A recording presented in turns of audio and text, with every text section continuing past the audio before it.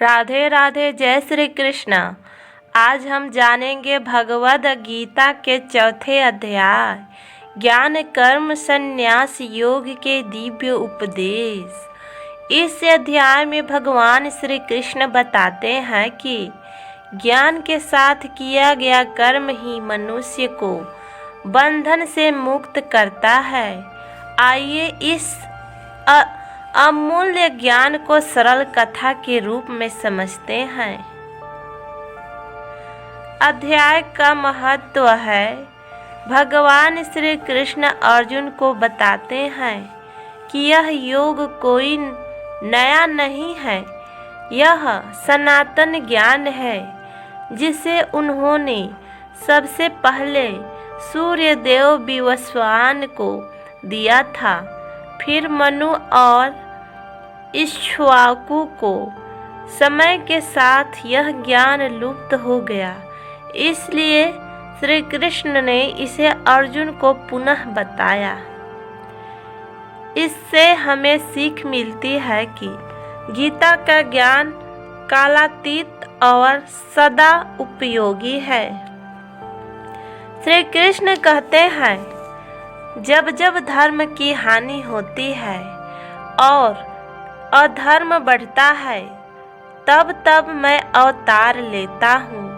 भगवान जन्म लेकर भी जन्म मरण के बंधन में नहीं आते। वे अधर्म का नाश और सज्जनों की रक्षा के लिए अवतरित होते हैं। यह श्लोक हमें विश्वास दिलाता है कि ईश्वर सदैव धर्म के साथ खड़ा रहता है। इस अध्याय में कर्म का गूढ़ अर्थ बताया गया है। श्री कृष्ण कहते हैं, जो कर्म आस्तिक से किया जाए वह बंधन देता है, और जो कर्म फल की इच्छा त्याग कर किया जाए वह मुक्त करता है। सच्चा ज्ञानी वही है जो कर्म करता है पर स्वयं को कर्ता नहीं मानता। यही है निष्काम कर्म योग। भगवान कहते हैं, ज्ञान के समान पवित्र करने वाला कुछ भी नहीं। ज्ञान अज्ञान का नाश करता है, पापों को भस्म कर देता है, आत्मा को परम सत्य से जोड़ता है। जैसे आग लकड़ी को जला देती है, वैसे ही ज्ञान सारे कर्म बंधनों को नष्ट कर देता है।